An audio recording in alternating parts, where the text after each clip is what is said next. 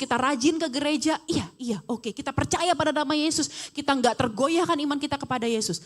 Tapi kan tagihan ada, tapi kan anak mesti dibayarin sekolah, tapi kan masalah dalam rumah tangga ada, tapi kan vonis dokter ada, masalah tetap ada. Ini yang kita hadapi di dunia tuh real loh. Tapi dari Yohanes 21 kita bisa melihat peristiwa ini. Yesus ahlinya mengisi yang kosong dan mengosongkan yang isi.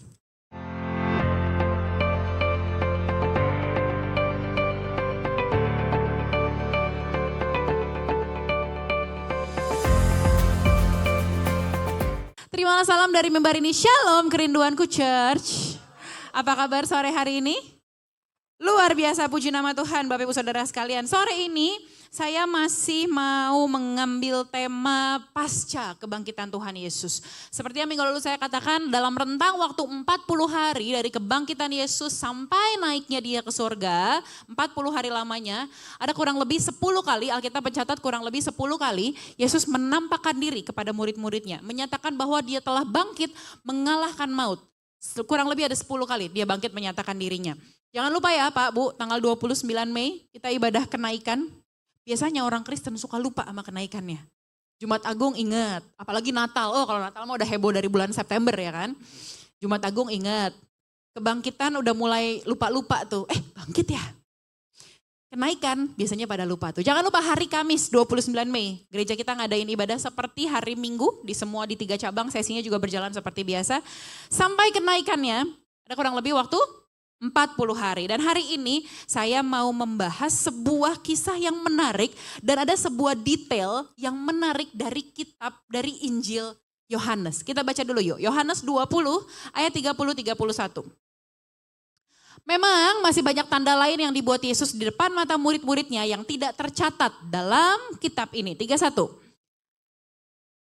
Tetapi semua yang tercantum di sini telah dicatat supaya kamu percaya bahwa Yesuslah Mesias Anak Allah dan supaya kamu oleh imanmu memperoleh hidup dalam namanya. Ini adalah 2 ayat terakhir dari Yohanes pasal 20. Tapi kemudian, jadi gini. Tulisan aslinya sebenarnya nggak ada nomornya, nggak ada pasal, nggak ada ayatnya. Semuanya ditambahkan oleh bapak-bapak gereja untuk mempermudah kita baca firman, untuk mempermudah kita mempelajari firman Tuhan. Aslinya adalah sebuah teks yang panjang, Tapi kalau saudara lihat, kata-kata ini harusnya udah jadi closing statement dari Injil Yohanes, dari tulisannya Yohanes, benar gak? Harusnya udah jadi closing statement. Yohanes pasal 20 ayat yang pertama bicara soal kebangkitan Yesus. Lalu kemudian bicara soal Yesus menampakkan diri kepada murid-muridnya. Tapi kemudian Yohanes mengsummary kitab Injil Yohanes dengan kata-kata supaya kamu percaya bahwa Yesuslah Mesias Anak Allah, supaya kamu oleh iman memperoleh hidup dalam namanya. Harusnya ini udah jadi closing statement. Tapi yang menarik, ada sebuah detail yang menarik. Ada pasal 21. Ada tambahan tulisan dari Yohanes. Kayak harusnya udah beres. Tapi kemudian Yohanes bilang, guys, ada satu kisah lagi. Ada satu peristiwa lagi yang dia lakukan loh. Ada satu hal lagi loh. Apa itu? Yohanes 21 ayat 2 sampai 14. Ayatnya panjang, kita baca berganti-gantian. Setuju? Amin? Kita baca berganti-gantian. Di pantai itu berkumpul Simon Petrus, ini maksudnya pantai Danau Galilea. Di pantai itu berkumpul Simon Petrus, Thomas yang disebut Didimus, Nathanael dari Kana yang di Galilea, anak-anak Zebedeus dan 2 orang muridnya yang lain. Ayat yang ketiga.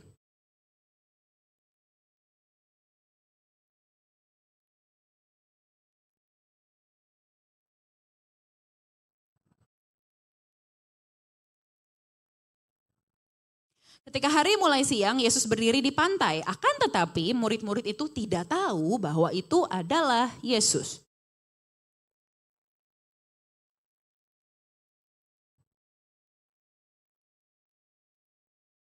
Maka kata Yesus kepada mereka, tebarkanlah jalamu di sebelah kanan perahu, maka kamu akan peroleh.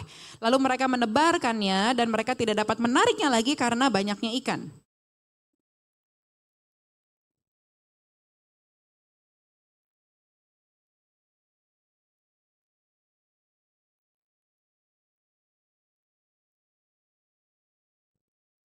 Murid-murid yang lain datang dengan perahu karena mereka tidak jauh dari darat. Hanya kira-kira 200 hasta saja dan mereka menghela jala yang penuh ikan itu.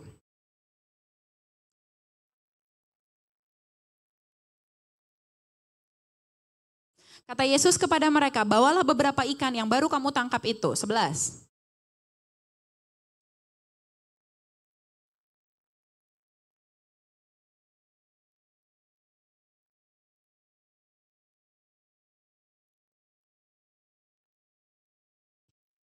Kata Yesus kepada mereka, marilah dan sarapanlah. Tidak ada di antara murid-murid itu yang berani bertanya kepadanya, siapakah engkau? Sebab mereka tahu bahwa ia adalah Tuhan.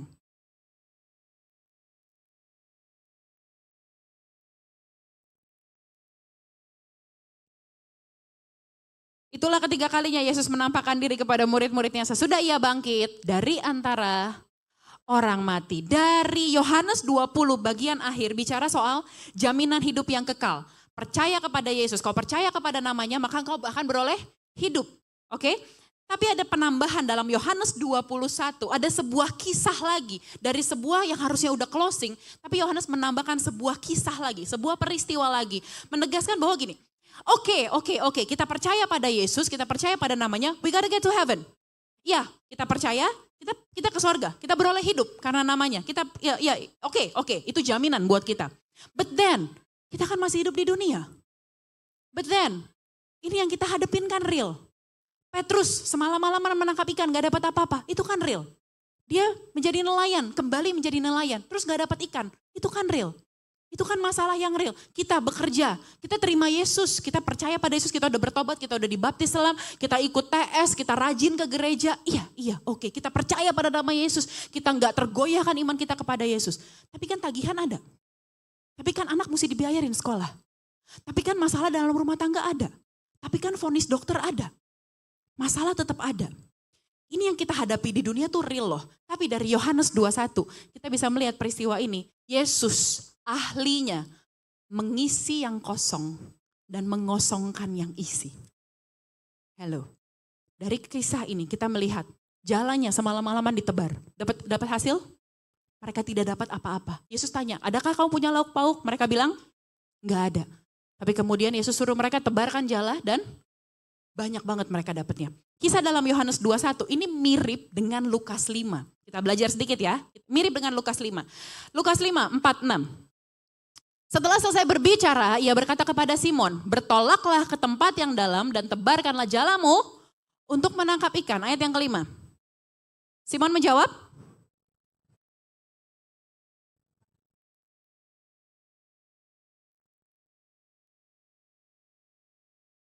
dan setelah mereka melakukannya, mereka menangkap sejumlah besar ikan sehingga jalam mereka mulai koyak. Ini dua peristiwa yang berbeda. Peristiwa dalam Lukas 5 adalah ketika Yesus memanggil Petrus jadi muridnya. Di Yohanes 21 setelah kemudian Petrus mengikuti Yesus 3,5 tahun dalam pelayanannya. Lalu kemudian Yesus mati di atas kayu salib, murid-murid pun menjadi kecewa. Murid-murid pun merasa kehilangan pengharapan. Maka Yesus menampakkan diri lagi dengan peristiwa yang sama seperti sewaktu pertama kali Yesus panggil Petrus. Dia semalam-malaman gak dapat ikan. Yesus datang, they get something. Banyak malah. Yesus ahlinya mengisi yang kosong dan mengosongkan yang isi. Apa yang isi dari Petrus yang dikosongkan sama Tuhan? Kita sama-sama belajar. Dalam hidup, saya sedikit cerita sedikit, ngajar sedikit. Ingat gak waktu perangkaian di Jumat Agung, saya dalam rangkaian khotbah berkali-kali saya bilang, bangsa Israel, orang-orang masyarakat Yahudi, mereka itu menantikan Mesias. Mesias yang dalam kepala mereka adalah seorang yang hebat, yang kuat, jenderal militer mungkin, yang bisa membebaskan Yahudi, orang Yahudi dari penjajahan kekaisaran Romawi. Ingat saya cerita soal itu? Mereka expect Mesias itu adalah orang yang jago perang, tentara yang jago perang, yang bisa mengusir kekaisaran Romawi dari tanah mereka, membebaskan mereka dari penjajahan kekaisaran Romawi. But then Mesias yang datang adalah sosok yang lemah lembut. Laki-laki muda ganteng, rambutnya panjang. Seorang anak tukang kayu yang lemah lembut. Dia ngajarnya, ekspektasi mereka adalah kita akan tunggang balikan kerajaan kekaisaran Romawi. Kita akan jadi bangsa yang merdeka. Ekspektasi mereka seperti itu. Tapi Yesus ngajarin mereka kalau ditampar pipi kanan, kasih pipi kiri. Yesus ngajar mereka, kasihilah musuhmu dan berdoalah bagi mereka yang menganiaya kamu. udah banyak muncul tanda-tanda orang, makanya para imam benci sama Yesus. Karena itu bukan Mesias yang mereka harapkan. Mesias macam apa kayak begini, penyelamat macam apa seperti ini. Maka ketika mereka, murid-murid melihat guru mereka yang mereka percaya sebagai Tuhan, yang mereka ikuti pelayanannya, digantung di atas kayu salib, dipermalukan di tengah kota, datang ke hadapan gubernur Romawi pada masa itu Pontius Pilatus, enggak, kesannya tidak berdaya, mati, masuk ke lubang kubur, mereka menjadi kecewa. Mereka pikir our life is over.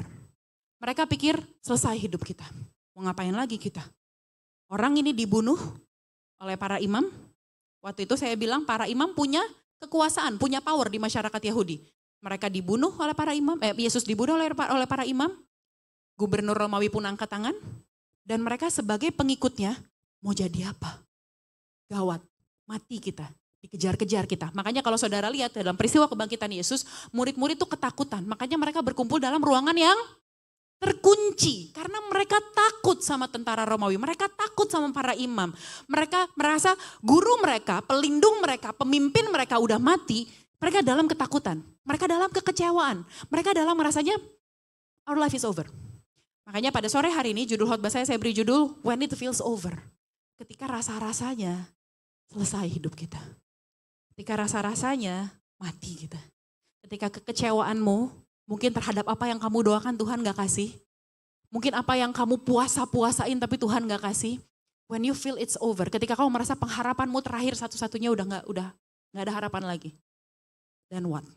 Dari Yohanes 21 ini kita belajar bagaimana Yesus memberikan pengharapan dan mengubah hidup Petrus. Saudara siap diberkati, amin? Puji nama Tuhan, boleh berikan tepuk tangan kemuliaan buat Tuhan kita yuk. Yang pertama yang saya pelajari, when it feels over, we often go backward.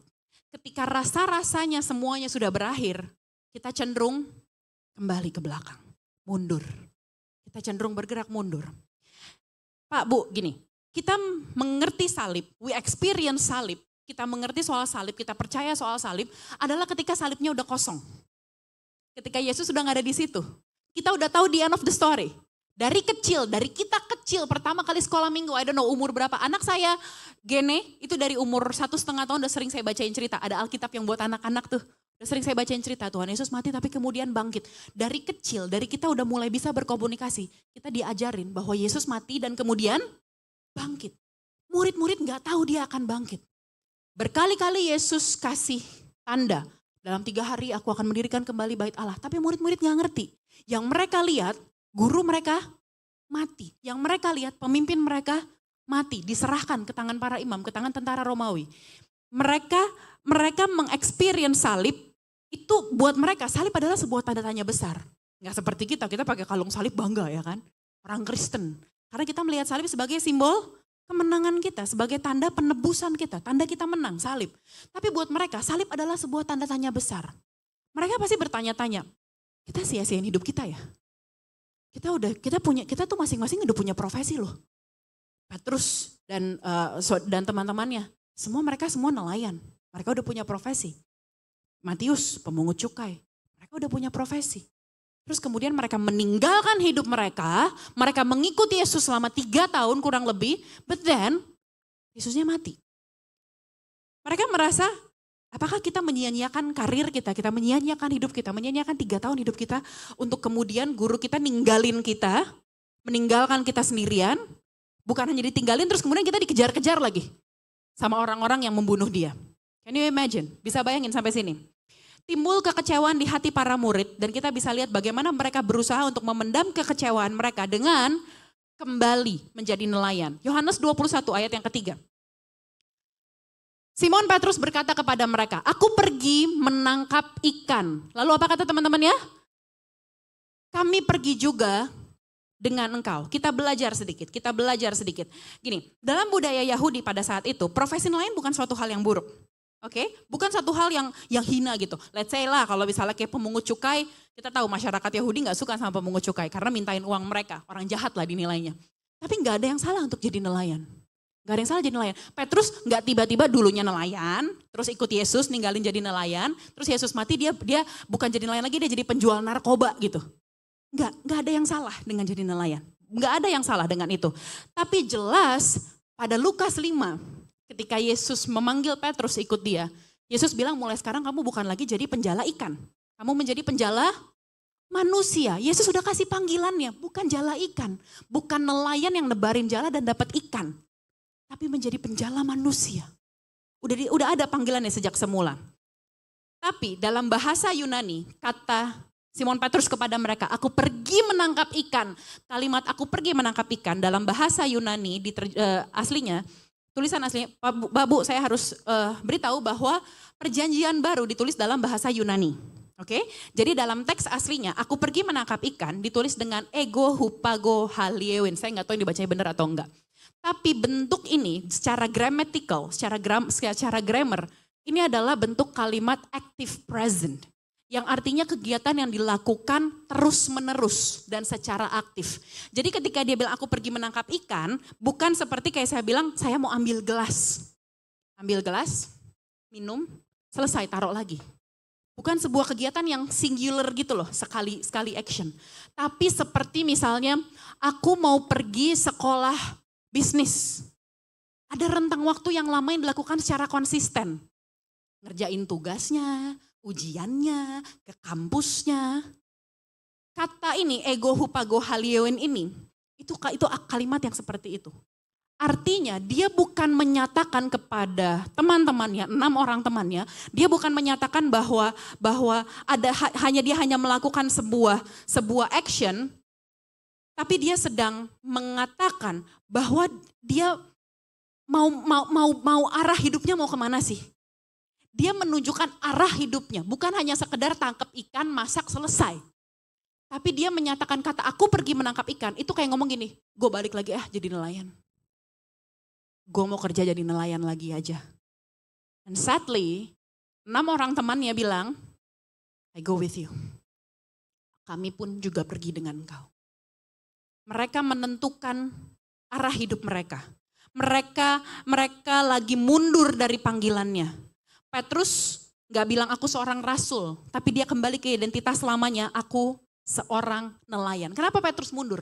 Yang saya pelajari, Petrus mundur karena rasa gagal. Karena dia ngerasa bersalah, ngerasa malu, udah menyangkal Yesus 3 kali. Dan 3 kali juga Yesus menampakkan diri kepadanya. Petrus merasa gagal. Berapa banyak dari kita, berapa banyak dari kita yang kita sadar, kita bertobat, oke, aku mau meninggalkan hidupku yang lama. Terus ada diajakin nih, ayo pelayanan yuk. Enggak deh. Saya dulu ngaco-ngaco hidupnya. Mundur. Karena kenapa? Karena belum beres sama dirinya sendiri. Masih dengerin intimidasi dari kuasa gelap. Masih dengerin intimidasi dari dunia. Kamu gak layak, kamu tuh dulu pelayanan kok mundur sih. Mau balik lagi, malu. Aku udah terlalu jauh dari Tuhan. Mau berdoa lagi, emang Tuhan masih mau dengerin ya? Aku jauh banget dari Tuhan. Aku berdosa, aku kotor, aku gak layak. Mundur. When it feels over, we often go backwards. Kita cenderung mundur. Kembali ke kehidupan yang lama. Kekecewaan sering menyesatkan identitas. Karena kecewa, karena malu, karena rasa bersalah, bikin identitasmu tuh terdistorsi gitu. Jadi bingung, terdistorsi. Pendeta mau teriak-teriak bilang kamu disayang sama Tuhan, kamu diampuni, kamu anak kesayangannya. Nih, secara kognitif gak bisa terima. Kayak amin. Tapi sininya terus berkecamuk, menyesatkan identitas. Kekecewaan sering menyesatkan identitas. Accepting Jesus doesn't mean your life will be disappointment free. Menerima Yesus gak jadi jaminan bahwa hidupmu akan bebas dari kekecewaan. No. Lihat tokoh-tokoh di Alkitab, orang-orang hebat, kuat imannya di dalam Tuhan. Para rasul. Setelah Yesus naik ke sorga, 10 hari kemudian dicurahkan Roh Kudus atas mereka. Terus jadi, mereka udah penuh Roh Kudus, terus hidup mereka happy go lucky gitu. No. Kita tahu akhir hidup para rasul seperti apa. Kita tahu hidup mereka seperti apa, menjadi martir, ngadepin tantangan, ngadepin masalah. Paulus dijumpai langsung sama Yesus. Yesus pakai ngomong sama Paulus secara jelas, mengapa kamu menganiaya aku? Kemudian Saulus menerima Yesus, mengubah namanya, diubah menjadi Paulus. Habis itu hidupnya enak. Dulu hidupnya enak. Dia dulu muridnya Gamaliel, orang hebat, pemimpin agama. Dia punya posisi yang tinggi dalam tatanan masyarakat Yahudi. Tapi kemudian kita tahu Paulus bolak-balik keluar masuk penjara demi nama Yesus. Petrus akhir hidupnya emang enak-enakan. Petrus yang dijumpain sama Yesus loh. Yang dijumpai langsung loh. Yang dibilang marilah dan sarapanlah sama Yesus loh. Emang akhir hidupnya enak. Martir, matinya disalib. Bahkan dia bilang aku gak layak mati seperti dengan cara yang sama seperti Tuhanku. Dia memilih mati di balik. Salibnya dibalik. Accepting Jesus doesn't mean your life will be disappointment free. Tapi bagaimana kamu mau meresponi badai yang Tuhan izinkan datang dalam hidupmu? Doa dan imanmu gak bikin dia bawa kamu terhindar dari badai. I'm sorry to say this. Kalau kamu berekspektasi, oke, aku sekarang terima Yesus. Atau mungkin ada di antara saudara sekalian yang dulunya dari kepercayaan lain, baru kemudian menerima Yesus. Saya bukan nakut-nakutin. No, saya bukan nakut-nakutin. Saya bilang bahwa mengikuti Yesus gak jadi jaminan bahwa hidupmu bebas dari masalah. But accepting Jesus, tangannya yang kuat menuntun kamu lewatin badai. Amin. Kamu gak lewatin sendiri. Tangannya yang kuat menopangmu melewati badai. Tangannya yang kuat, imanmu kepada Tuhan akan mentransformasi badai itu jadi alat untuk kamu terbang lebih tinggi. Amin. Dibawa ke pak sayapnya. Hari ini Pastor Gideon ngajar soal Raja Wali. Soar like an eagle. Terbang tinggi kayak Raja Wali. Raja Wali bisa terbang lewatin badai. Lewatin badai. Ada badai sama Raja Wali, gak ciut dia, gak mundur dia. Ada badai, gak jadi deh. Burung emprit yang kayak gitu. Raja Wali lihat badai, dia hadepin badainya, dia pakai badai itu untuk dia terbang lebih tinggi. Di atas badai dia terbang. Kalau naik pesawat, kalau pas cuaca buruk, halo? Woi. Naik pesawat kalau pas cuaca buruk, pas take off tuh. Pas take off kalau lagi hujan, lagi mendung, kan take off-nya gak enak ya. Tapi kemudian setelah berhasil take off, tahu-tahu langitnya cerah, biru. Di atasnya, di atas awan tebalnya. Ikut Yesus kayak gitu. Dia yang bawa kamu terbang tinggi. Amin, lewatin badai itu. Makanya jangan kayak burung emprit. Lihat badai mundur, lihat angin mundur, ngumpet. Kembali ke panggilanmu yang lama, kembali ke kehidupanmu yang lama. Nih bukan saya ngomong ya, Bilangan 14 ayat yang keempat. Bilangan 14 ayat yang keempat. Dan mereka berkata seorang kepada yang lain, baiklah kita mengangkat seorang pemimpin, lalu apa? Bangsa Israel. Di Mesir jadi budak loh mereka. Di Mesir dihina loh mereka, disiksa loh mereka jadi budak loh. Lewatin padang gurun yang padahal padang gurun juga dia gak jalan sendiri. Jalannya sama Tuhan dalam rupa tiang awan dan tiang api. Tuhan gak tinggalin mereka. Bisa-bisanya mereka bilang baiklah kita pulang ke Mesir. Mundur. Buat mereka lebih baik jadi budak. Daripada harus lewatin tantangan, daripada harus lewatin padang pasir, lewatin padang gurun. Lukas 9 ayat yang 62.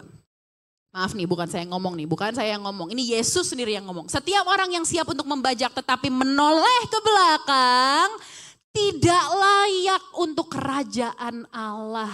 Ouch. Yang gak bisa move on. Yang nengok belakang terus. Yang ikut Tuhan tuh kayak hari Minggu step in ke gereja, pulang gereja kembali lagi ke kehidupannya yang lama. Hari Minggu datang buat nebus dosa. Tuhan maafin aku, seminggu ini aku gagal, aku aja. Selesai, balik lagi, mundur lagi. Maaf ya, bukan saya yang ngomong. Tapi menoleh ke belakang, tidak layak untuk kerajaan Allah. Apa maksudnya siap membajak? Tuhan udah kasih panggilannya. Tuhan udah kasih panggilannya buat setiap nama di tempat ini, panggilan kita beda-beda. Visi yang Tuhan kasih buat setiap kita beda-beda. Makanya orang yang gak punya visi cenderung kembali ke kehidupan lamanya. Let's say residivis, mantan copet, masuk penjara berapa bulan, keluar. Kalau gak punya visi, mau ngapain, aku gak mau jadi copet lagi, aku mau jadi rampok. Diem aja sih lu habisnya. Aku mau berhenti jadi maling, aku mau mulai bisnis aja sama istriku, jualan warung kecil-kecilan gak apa-apa lah. Itu visi. Kalau gak punya visi, akan kembali nongkrong di trotoar, nyopet lagi. Makanya punya visi itu penting. Setiap kita tuh dikasih visi sama Tuhan. Gimana cara taunya? Minta, tanya. Tuhan, visi apa yang Tuhan taruh dalam hidupku? Panggilan apa yang Tuhan Yesus taruh dalam hidupku? Biar dia kasih clear vision sama kamu. Supaya kamu gak balik lagi ke kehidupan yang lama. Balik lagi. Nih firman Tuhan yang bilang, menoleh ke belakang tidak layak untuk kerajaan Allah. Contohnya siapa? Istri Lot. Istri Lot tuh harusnya selamat loh. Udah digandeng sama malaikat. Udah keluar dari kota Sodom dan Gomora. Udah keluar. Harusnya selamat. Tapi jadi gak selamat karena apa? Menoleh ke belakang. Kekecewaan bisa membuat kita hilang arah. Tapi dia memanggil kita kembali. Yesus ketemu Petrus bukan di bait Allah, Pak. Yesus menjumpai Petrus bukan di bait Allah, Bu. Yesus menjumpai Petrus dalam setting suasana yang sama ketika Petrus meninggalkan Yesus. Apa itu? Coal fire, api arang. Minggu lalu saya bilang, di api arang Petrus meninggalkan Yesus. Petrus menyangkal Yesus. Petrus sedang menghangatkan diri di dekat api arang. Terus kemudian orang-orang di sekitar api itu ngomong, kamu kan yang ikuti Yesus kan? Kamu salah satu dari antara mereka kan? Terus Petrus bilang, enggak, aku gak kenal sama dia 3 kali di dekat api arang. Tapi kemudian dalam ayat yang tadi kita baca, Yesus ngapain? Bikin api arang, bikin api, lagi bakar ikan. Dalam suasana yang sama, dalam settingan yang sama. Seperti waktu Petrus meninggalkan dia, Yesus kejar Petrus lagi. Meneguhkan kembali panggilannya. Yang kedua, when it feels over, Jesus still shows up. Ketika rasa-rasanya semua udah berakhir, Yesus tetap datang, Yesus tetap muncul kembali. Petrus tadi saya katakan, Petrus kembali jadi nelayan. Gak ada yang salah dengan jadi nelayan, gak ada yang salah dengan itu. Dia hanya kembali ke titik nol dalam hidupnya.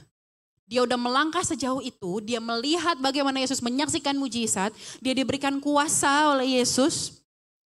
Tapi kemudian dia kembali ke titik nol, mundur. Nah, yang jadi masalah bukan apa yang Petrus lakukan, jadi nelayannya, bukan itu yang jadi masalah. Yang jadi masalah adalah kapan dia kembali memutuskan kembali jadi nelayan. Kapan itu? Ketika Yesus sudah 3 kali menampakkan diri kepadanya. Udah 3 kali, bayangin. Udah 3 kali pasca dia bangkit, mengalahkan maut, dia jumpai Petrus, tadi kita baca ayat yang ke-14. Dan ini ketiga kalinya Yesus menampakkan diri kepada murid-muridnya. Udah 3 kali Yesus datengin murid-muridnya. Petrus tetap memilih untuk mundur. Dia tetap hidup dalam kekecewaan, dia tetap menyembunyikan diri, tetap berkubang dalam kekecewaannya. Tapi apa yang luar biasa yang Yesus lakukan? Yohanes 21, 4-5. Ketika hari mulai siang, Yesus berdiri di pantai. Akan tetapi murid-murid itu tidak tahu bahwa itu adalah Yesus. Kata Yesus kepada mereka, hai anak-anak. Kata anak-anak dalam bahasa Yunani pakai kata paidia. Ini adalah panggilan akrab, panggilan intim, dekat. Paidia nih kata akrab kayak, hi guys, hi friends, hi bestie. Panggilan akrab, sapaan akrab. Dan mereka jujur sama Tuhan. Kamu punya lauk pauk gak? Mereka bilang, gak ada. Apa kunci dipulihkan sama Tuhan? Jujur sama Tuhan. Apa kuncinya kamu bisa terima pemulihan dari Tuhan? Apa adanya di hadapan Tuhan. Kalau sakit bilang sakit, kalau gak kuat bilang gak kuat. Kalau lagi marah bilang lagi marah. Kalau lagi takut bilang lagi takut. Jujur sama Tuhan. Gak usah sembunyi dari Tuhan, ngapain sih? Mau make up di hadapan Tuhan tuh mau ngapain sih? Dia tahu semua-muanya kok. Dia omniscient. Dia tahu semua-muanya. He knows everything. Bahkan hal yang gak kamu ceritain sama siapapun. Dia tahu segala-galanya. Jujur sama Tuhan. Kembali lagi. Dia memanggil murid-muridnya yang sudah meninggalkan dia. Salah satu di antaranya bahkan bilang gak kenal sama Yesus. Yang lainnya ketika Yesus ditangkap, dianiaya, murid-muridnya semuanya melihat, hanya berani lihat dari kejauhan.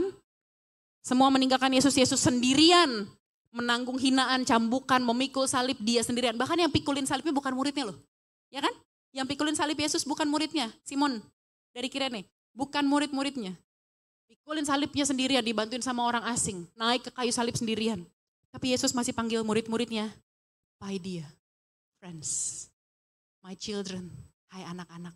Bayangin ya, Yesus dalam tubuh kebangkitannya, tubuh kemuliaannya, udah siap naik ke sorga, udah siap nih, udah siap naik ke sorga, duduk di sebelah kanan Allah Bapa, udah dalam kemuliaannya, dia masih duduk di pinggir pantai Danau Galilea, masih bakar ikan, nyiapin sarapan buat orang-orang yang udah ninggalin dia, buat orang-orang yang udah menyangkal dia. Hello. Dan masih dipanggil dengan sebutan friends, anak-anak. Dia masih panggil dengan sebutan intim, dekat, kedekatan. Tadi ayatnya kita baca, Yesus berdiri di pantai, ayat yang keempat. Yesus berdiri di pantai. Kata berdiri ini pakai kata bahasa Yunani histemi. Yang artinya bukan hanya berdiri secara fisik, tapi menyatakan posisi yang tetap, stabil, berdiri teguh, tidak tergoyahkan. Dia berdiri, Yesus gak cuma lewat, tapi dia berdiri. Dia berdiri dengan teguh menanti mereka seolah-olah Yesus tetap ngomong, hey aku tetap di sini. Bahkan di saat kalian pikir aku udah gak ada. Aku tetap ada di sini. Kita sering berpikir, mungkin Tuhan hadir hanya dalam mujizat-mujizat yang yang extravagant gitu. Oh iya benar Tuhan hadir. Ketika ada orang divonis kanker terus kemudian dokter sampai bingung, oh sembuh ternyata. Baru kita, wah Tuhan hadir. Kita tuh kan sering gak menyadari kehadiran Tuhan kan. Ngaku deh, kita lebih sadar setan daripada sadar Tuhan, benar gak? Halo. Sama setan kita tuh sadar, ih merinding gue merinding, hawanya gak enak ya, hawanya gak enak. Lu belum mandi, bukan hawanya gak enak. Tapi sama Tuhan, kita suka gak sadar dia hadir, bahkan lewat detail-detail kecil. Bahkan dalam kesendirianmu dia hadir. Bahkan ketika hatimu tuh ngomong, udah stop berantemnya sama istri. Ngomong duluan Gih. Say sorry duluan Gih. Itu kan Tuhan Pak. Itu kan Tuhan Bu. Anak-anak muda. Kalau gak habis berantem sama orang tuamu, di hati kecilmu muncul. Telepon lagi papamu, telepon lagi mamamu. Itu kan Tuhan, itu kan Tuhan. Sadari kehadirannya, dia histemi, dia tetap. Sekalipun kau merasa berakhir, selesai, semuanya mengecewakan, dia tetap gak tergoyahkan. Dia berdiri ada buat murid-muridnya. Ibrani 13 ayat yang kelima. Aku sekali-kali tidak akan membiarkan engkau dan aku sekali-kali tidak akan meninggalkan engkau. Kata aslinya, tulisan aslinya dalam bahasa Yunani pakai kata ome dan ome. Dua kali kata ome. Aku sekali-kali tidak akan. Dia pakai kata ome dan ome. Apa maksudnya? Ini kalau diterjemahin bebas kayak gini. Aku tidak akan pernah meninggalkan kamu. Ada penegasan di situ. Aku gak akan pernah meninggalkanmu. Ada sebuah keyakinan yang teguh di situ. Aku tidak akan meninggalkanmu. Kita kan anak-anak muda gitu kan. Kalau sama pacarmu aja, WA-nya tuh udah paling banget deh. Udah kayak, aku gak akan ninggalin kamu. Kamu jangan tinggalin aku ya. Iya aku gak akan tinggalin kamu. Janji ya. Iya aku gak akan tinggalin kamu. Terus habis itu beda kantor. Ketemu sama kubikel sebelah kenalan. Lupa tuh semua mau WA jijinya itu. Tapi dia bilang, Yesus bilang, aku tidak akan pernah meninggalkan kamu. Histemi, tetap. Gak ngaruh dia gak ngaruh sama dosamu, sama kesalahanmu, pelanggaranmu. Gak ada. Saya berapa minggu lalu saya bilang, gak ada dosa atau kesalahan kegagalanmu yang bikin Yesus kaget gitu. Yang bikin dia terus, misalnya nih, dia punya panggilan yang besar dalam hidupmu gitu. Terus malaikat ngomong, Tuhan, dia kemarin abis gosipin temennya. Terus Tuhan bilang, oh gitu. Jadi ntar kita diskusi dulu deh, kita meeting dulu deh. Terus Yesus ajak malaikat-malaikatnya gitu. Gimana nih? Gue mau panggil dia, aku punya panggilan yang besar sama dia bakalan jadi konglo di Indonesia. Saya rapat sama, terus malaikat satu bilang, ih jangan Tuhan, dia mah kebanyakan gimmick doang, jangan Tuhan. Terus yang lain bilang, boleh sih Tuhan, tapi kayaknya entar dulu deh, tahan dulu deh. Enggak pakai gitu-gitu Tuhan, enggak pakai gitu-gitu. Dia tetap meneguhkan panggilannya. Petrus dari Lukas 5 udah dibilang, ayo ikut aku, kamu bukan jadi penjala ikan, kamu jadi penjala manusia. Petrus si paling itu, si paling satset itu, paling gercep, tapi suka blunder kadang-kadang. Ninggalin Yesus. Yesus kejar, Yesus kejar, Yesus kejar. Ya, Petrus mundur kayak apapun, Yesus cari, Yesus kejar. Dia tetap berdiri. Dan cuman bilang, gembalakanlah domba-dombaku. Panggilannya diteguhkan. Kamu bukan penjala ikan, kamu penjala manusia. Dalam kebangkitannya, gembalakanlah domba-dombaku. Gak diungkit-ungkit kesalahannya Petrus. Gak diungkit-ungkit kesalahannya Petrus. Yesus tahu bahwa Petrus belum beres sama kekecewaannya. Kekecewaan apa? Kekecewaan udah ninggalin Yesus. Petrus, saya pelajari, Petrus kecewa terhadap dirinya sendiri, penuh dengan rasa malu, penuh dengan rasa takut. Karena udah let Jesus down. Jadi sebenarnya bukan Yesus yang mengecewakan murid-muridnya. Karena Yesusnya udah bangkit. Dan udah menyatakan diri kebangkitannya kepada murid-muridnya. Murid-muridnya tahu bahwa Yesusnya bangkit, Yesusnya gak kalah sama maut. Murid-muridnya tahu. Tapi murid-muridnya yang menjadi kecewa sama dirinya sendiri karena udah meninggalkan Yesus, let Jesus down. Mereka hidup dalam ketakutan, mereka mundur dari panggilan mereka. Enggak deh, gue balik aja jadi nelayan. Gue gak layak buat pekerjaan yang mulia ini, gue gak layak melayani Tuhan. Gue gak layak datang sama Tuhan, gue gak layak minta apa-apa lagi sama Tuhan. No. Tapi Yesus still shows up. Orang ninggalin kamu, Yesus juga ditinggalin sama close friend-nya lagi. Yesus gak pahit, gak jadi kecewa. Malah dia menyiapkan sarapan buat murid-muridnya. Jesus chooses the lowest moment of your life to reveal the greatest love. Cara Tuhan buat nunjukin kasih setianya yang paling besar, seringkali justru lewat momen yang paling rendah dalam hidup. Yesus hadir bahkan saat murid-muridnya gak mengenalinya. Dia gak nunggu mereka menyadari kehadiran Yesus terlebih dahulu. Dia datang lebih dulu, dia samperin lebih dulu, dia yang panggil duluan. Hai anak-anak, adakah kamu punya lauk pauk? Dia yang samperin duluan, dia yang selalu berinisiatif duluan untuk merangkul engkau kembali. Untuk dapetin engkau kembali. Yang ketiga, yang terakhir. When it feels over, grace starts again. Kasih karunia datang lagi, mulai lagi, bekerja lagi. Yohanes 21 ayat yang ke-12. Kata Yesus kepada mereka, marilah dan sarapanlah. Yesus gak ngasih ceramah sama murid-muridnya, Yesus gak khotbahin murid-muridnya dulu, enggak. Dia gak nyalahin murid-muridnya. Dia gak bilang, tuh kan, bocah-bocah kan, bocah-bocah soto ini kan. So-soan sih balik lagi jadi nelayan gak dapet apa-apa kan lu. Kalau dipikir-pikir si Petrus ini nelayan yang gak jago juga ya Bu ya. Waktu awal dipanggil gak dapet apa-apa. Waktu Yesus bangkit gak dapet apa-apa, ini payah juga dia jadi nelayan nih. Marilah dan sarapanlah kata Yesus.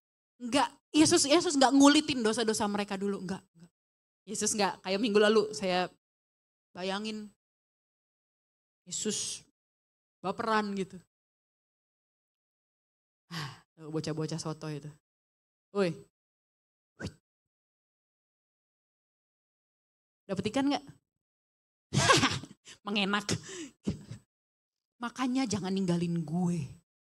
Lihat gue bangkit sekarang. Gitu. Nyebelin gitu kayak anak RT sebelah gitu. Makanya jangan ninggalin gue. Bangkit loh gue. Enggak. Yesus gak ngulitin dosanya mereka.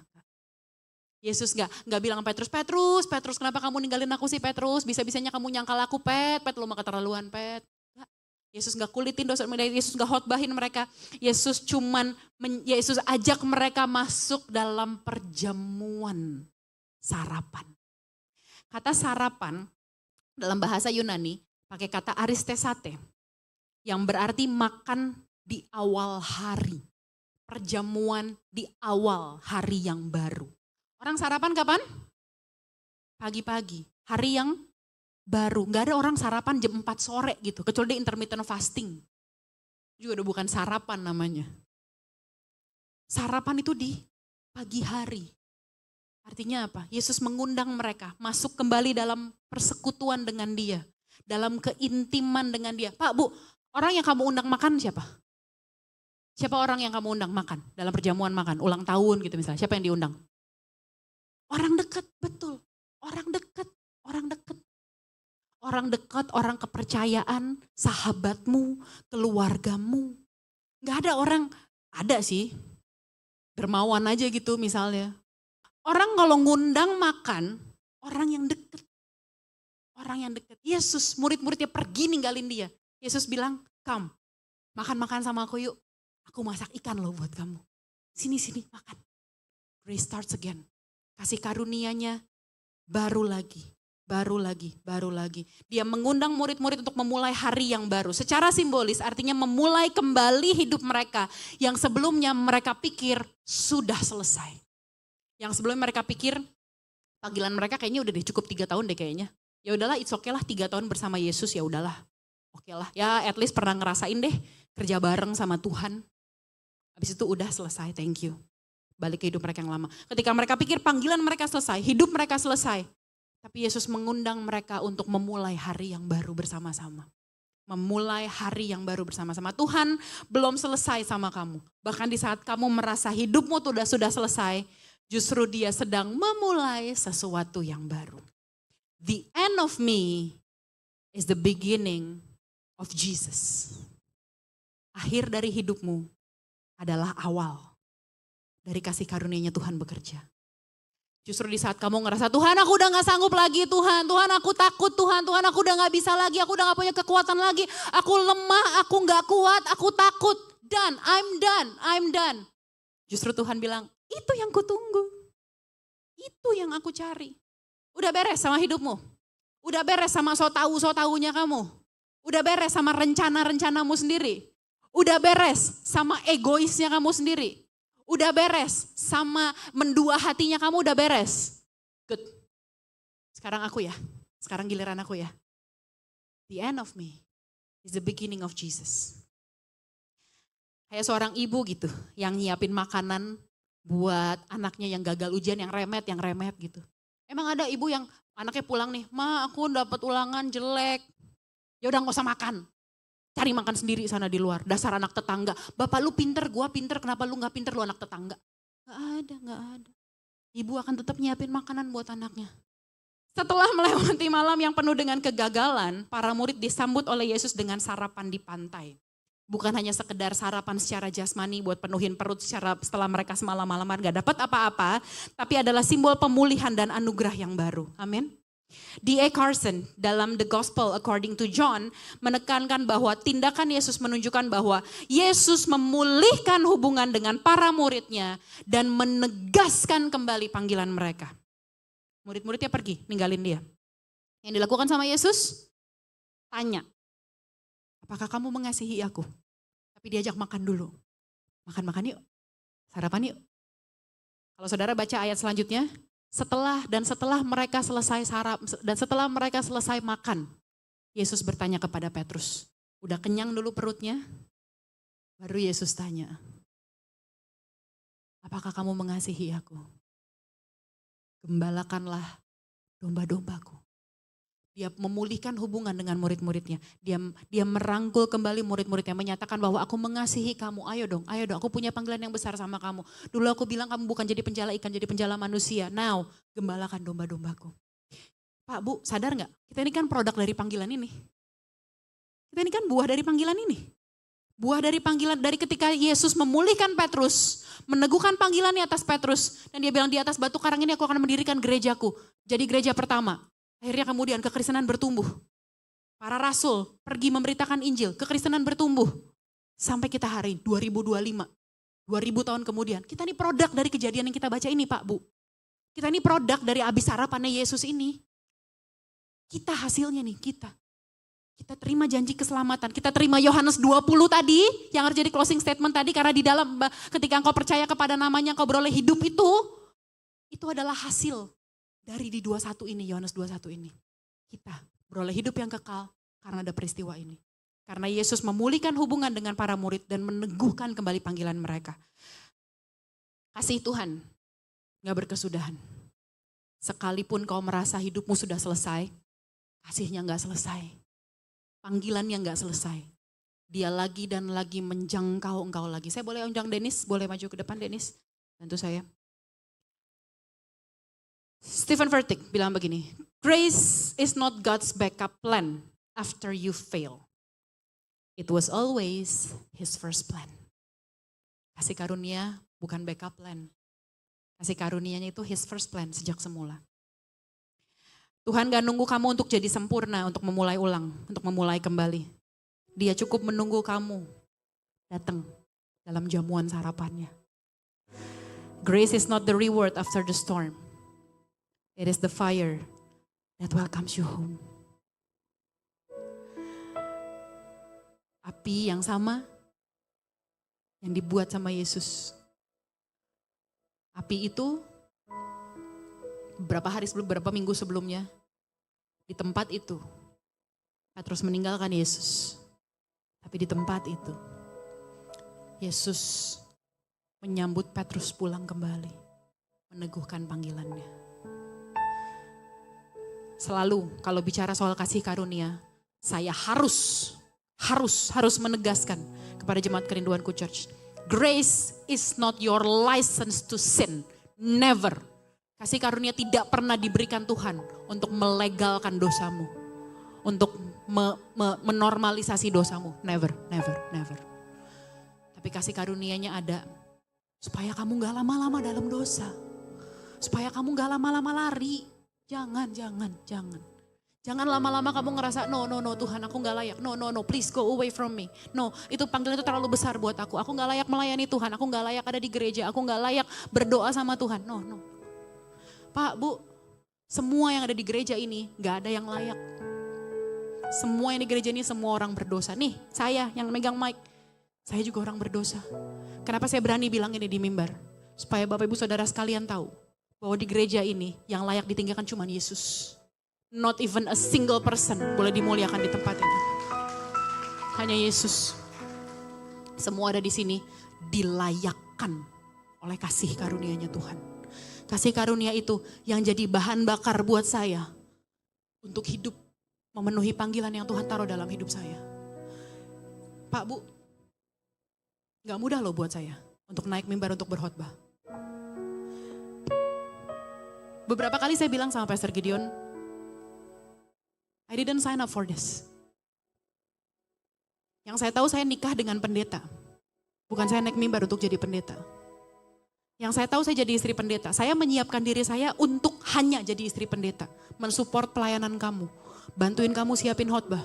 Bantuin kamu siapin baju kamu untuk pelayanan. Tapi aku gak pernah minta untuk naik mimbar, khotbah, jadi gembala lagi. Gak pernah. I didn't sign up for this. Aku gak bisa. Gak gampang buat saya meninggalkan karir saya di dunia entertainment. Karir saya bagus Pak Bu di dunia entertainment. Gak gampang buat saya harus meninggalkan itu. Dan shift my life kepada panggilan yang Yesus tetapkan dalam hidup saya. Untuk naik mimbar, buat nyampein kebenaran firman Tuhan. Saya gak layak. Yesus yang layakin. Yesus yang mampukan. Yesus yang mampukan. Kasih karunia yang memampukan. Kasih karunia adalah bahan bakar. Untuk hidup berjalan. Walaupun ada badai. Maju lagi. Terbang tinggi. Maju terus. Soar high. Sampai penuh panggilannya dalam hidup kita. Amin. Saudara diberkati, amin. Siapa yang hari ini mau sungguh-sungguh kembali pada panggilanmu dalam Tuhan. Boleh angkat tanganmu, berikan hormat kemuliaan bagi Tuhan Yesus.